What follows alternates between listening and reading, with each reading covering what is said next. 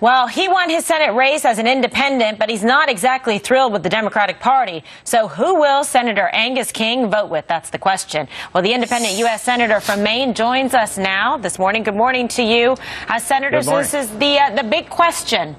Where will you go? Will you listen to the voters, the will of the people, and caucus with the Republicans? Hey, I always listen to the will of the people, but that doesn't necessarily mean where I'm going to caucus.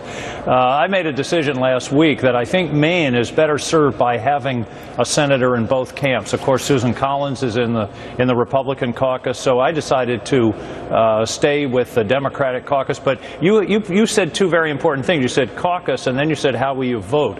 I vote the way I think. I vote what I think is right and what is best for Maine and the country.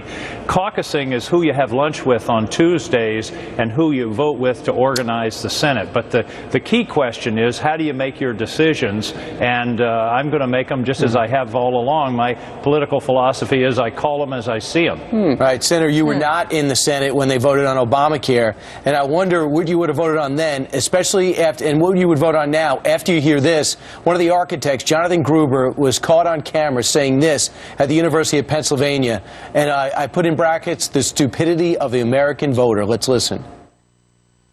This bill was written in a tortured way to make sure CBO did not score the mandate as taxes. If CBO scored the mandate as taxes, the bill dies. Okay, so it's written to do that. In terms of risk-rated subsidies, if you had a law which said healthy people are going to pay in, it made explicit that healthy people pay in and sick people get money, it would not have passed. Okay, just like the people, lack of transparency is a huge political advantage. And basically, call it the stupidity of the American voter or whatever. But basically, that was really, really critical to getting the thing to pass. And, it's the second best argument. Look, I wish Mark was right. We can make it all transparent. But I'd rather have this law than not. So it's kind of like his reporter story.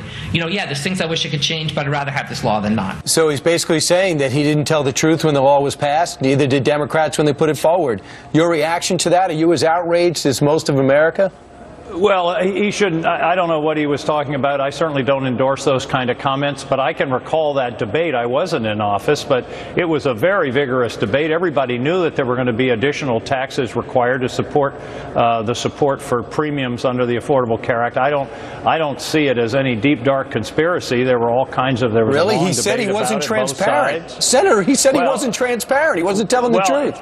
Yeah, who was he? I mean, I don't know where he was in the process. There were hundreds of people involved in that process. He's the architect of Obamacare. He's in fact the one that put it together, one of them, and said, in fact, that they weren't transparent and forthcoming with the CBO, because if they were, then the American people would know that, in fact, this was going to be something that was going to tax and penalize them, and then they wouldn't go for it. Well, wait a minute. Tax and penalize? Hold it. We've got 8 million people that have insurance now that didn't before, and don't lecture me about this, because 40 years ago, I had insurance. If I hadn't had it, it caught a cancer that saved my life. If I hadn't had insurance, I'd be dead.